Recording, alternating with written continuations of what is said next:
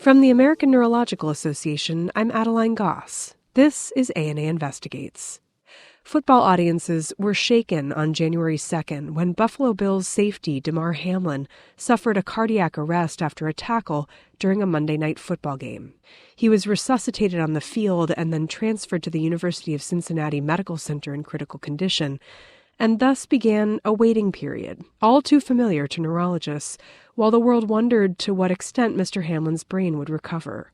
But remarkably, just 4 days later, Mr. Hamlin was able to communicate in writing.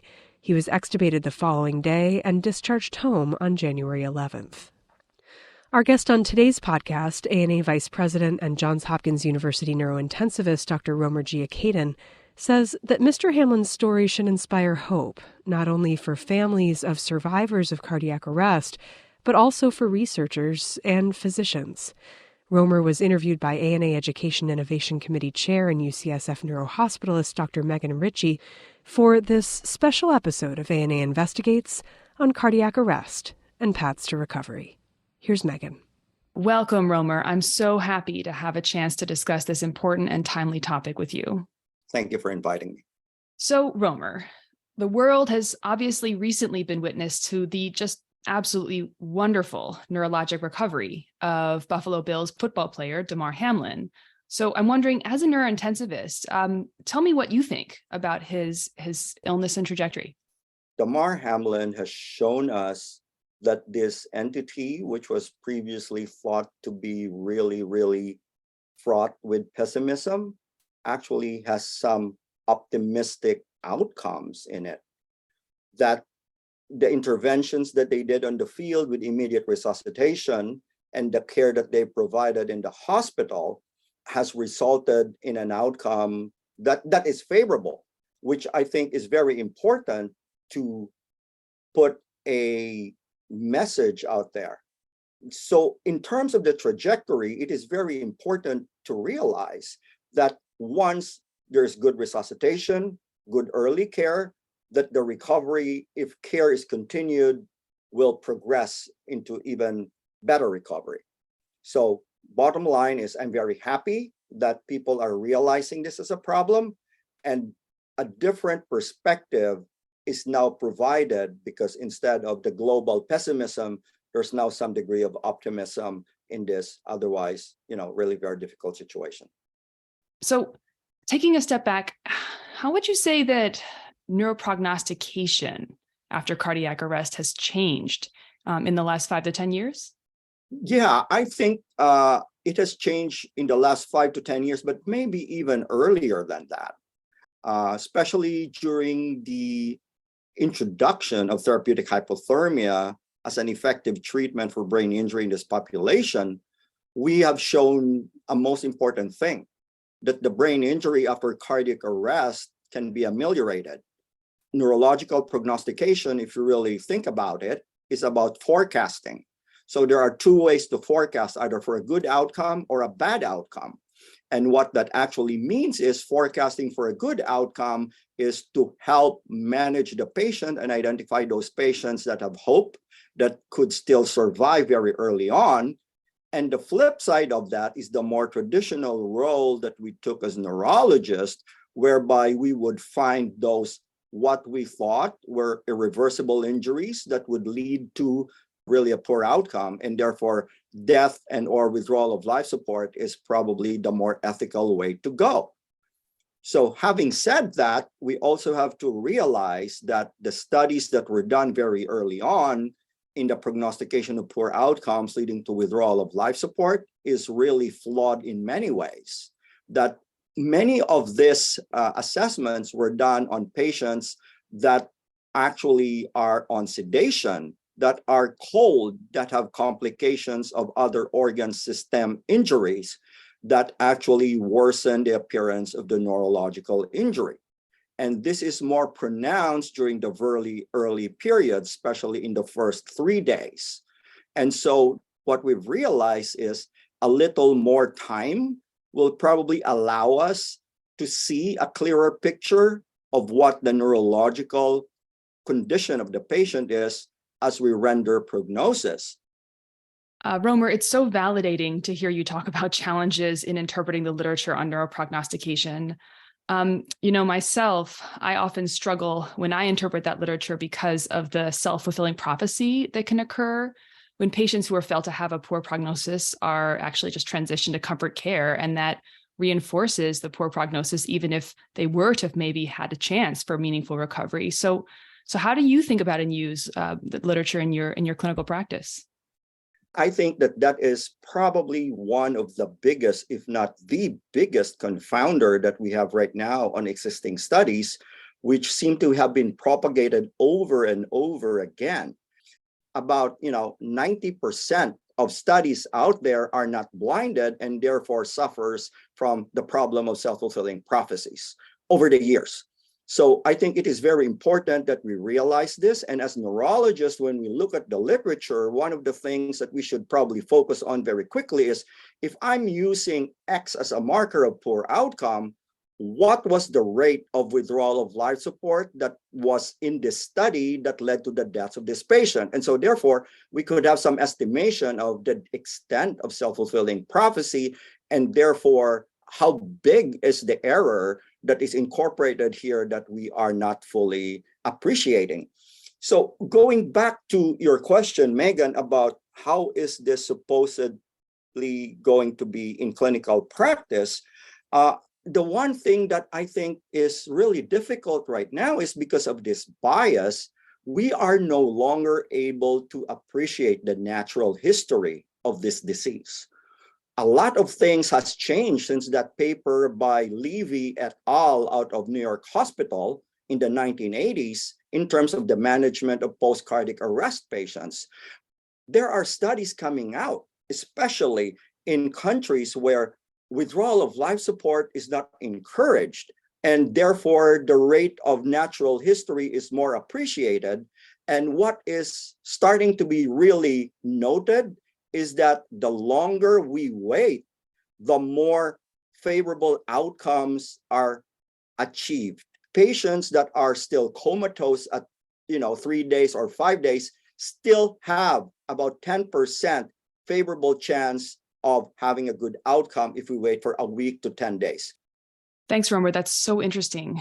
Another challenge that I run into sometimes when I'm trying to help with neuroprognostication in patients is thinking about what the evidence has used in the past for outcome measures in these patients, specifically the sort of coarse clinical performance category that ends up being used to group these patients. And I would just love to hear your thoughts on what information we can offer families that might be more granular than the CPC scale. CPC has historically been the measure of large-scale patient populations and the qualities of outcomes that they have. But what does that actually mean, really? I mean, the key point really is the good outcome versus the bad outcome. And the good outcome really is, does the patient have the ability to function independently with day-to-day activity? But even in that range, there is a large proportion of survivors that have some kind of neuropsychiatric problems, depression being really common in many of these patients, even if they survive. So it's interesting that the NIH itself has actually an outcomes toolbox that allow us to assess all of these things. And newer studies like what we're doing right now in ISCAP will be utilizing all of this, such that when you actually look at the outcomes, it's not just this big conglomeration of favorable outcomes in quotes or unfavorable outcomes in quotes. But on the other hand, when we talk about favorable outcomes, we're able to really see how much of this population have some degree of cognitive function, have some degree of neuropsych issue, have some degree of satisfaction in them. That's so interesting. And it's encouraging to hear about some of the future ways that we might be using more granularity in neuroprognostication. So maybe to apply that to a specific circumstance, what about a patient like Damar Hamlin? Technically, he would fall into a good CPC outcome. But is there anything you might think that we could tell his family that is more specific about his long-term cognitive recovery or memory, personality, mood, that sort of thing? Right. So absolutely. And that is actually one of the things that I think me and a few others have been trying to realign the literature because of the terminology, in quotes, neurologically intact. Many of these studies say patient is neurologically intact the minute they're alert, they're awake, they're walking. But many of these patients, because of the global ischemia, have significant cortical and subcortical injury. So in this case, what we really need to do is not only to do cognitive evaluation, but also to create rehabilitation for patients like Damar Hamlin. Because in order for him, he was a very high functioning individual playing at that high level of sport. So he will need really high intensity rehabilitation to get to that level of functioning. For a regular person who works every day, even if they recover and be awake and be alert and be talking, they need also to relearn their cognitive repertoire and what they're able to do. And the sad part about this, the rehabilitation structure that we have right now is not so much in tune to this kind of population. There's a lot that has been done, for example, in traumatic brain injury atmosphere, but not in the post-cardiac arrest population. And many of the techniques done in one entity is not readily applicable to another entity. So this is where a lot of studies need to come in right now, because as we are successful in having favorable outcomes, we are starting to see that these are not so much favorable as we thought they were, and they actually need long-term support and specific treatments for the conditions that they're suffering. So then, based upon the resources that we have today, what do you think are the paths of recovery after cardiac arrest? So the paths to recovery really for cardiac arrest in general is for us to really minimize, if not halt, the pessimism that we as a field, we as physicians, we as community in the world should resuscitate and really give it our best shot at managing these patients aggressively as best we can. So that's the first thing. So the key path after we resuscitate these patients is to work towards having the patient recover consciousness and the ability to follow commands. Because when we have that, then we could start to direct the patient's recovery. This is where we need cognitive rehab, physical rehabilitation, neuropsych treatments, and unfortunately, not many centers in the country are able to do this, considering that there's about 400,000 cardiac arrests in the United States a year. We're not equipped to deal with that, considering. So going back to the question of about the paths to recovery, the paths to recovery is good resuscitation, very good active care in the acute period, and then a well-structured rehabilitation program that would allow this patient to reintegrate themselves not only in their own lives, but also in the community that they belong to. So going back to Damar Hamlin for a minute, his cardiac arrest it touched so many individuals across the world in this really profound way. At first, it was just traumatizing and tragic, and we all hung in limbo as we desperately worried, what was going to happen to him. And then it was just a few days later, we were just so elated to see his recovery. And every day there are people all over the world who are hanging in limbo after someone they love suffers a cardiac arrest. And I'm wondering what message you might have for those people. It is definitely hard and discouraging for a long time, even until now. But I think it is very important that we start to give hope, not only to the families, but more importantly to the healthcare providers who, after seeing so many trials and so many interventions and so many other factors fail in this area, are probably also discouraged.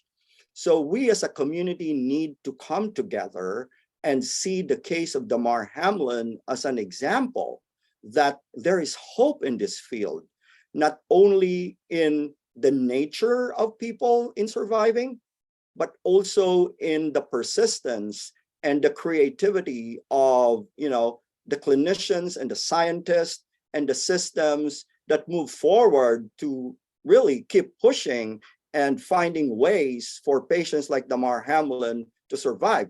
And we have to also realize that Damar Hamlin, while he is there in this very special situation, we need to look for the Damar Hamlins that are in the thousands out there that would benefit similarly to what was provided to Damar Hamlin, that we should not give up, that we should at least do our very best in providing them the best chance at recovery. Gosh, Romer, what a wonderful message. Thank you so much for coming to be interviewed here with ANA Investigates. Thank you so much to ANA Investigates for inviting me and share some of my thoughts on this matter. Thank you, Megan. That was Dr. Romer Geocadin, neurointensivist at Johns Hopkins and ANA Vice President, interviewed by Dr. Megan Richie of UCSF. ANA Investigates is the official podcast of the American Neurological Association. The show's producers are members of the ANA Education Innovation Committee, chaired by Megan Richie. I'm Adeline Goss, podcast host and executive producer. Our program was produced today by Megan and me, with help from Jen Hurley. As always, you can listen to past episodes of the show and access all of the ANA's educational programs at myana.org. That's it for ANA Investigates, but this was a special episode of the show. We'll have another podcast later this month on neuroprosthetics, so stay tuned.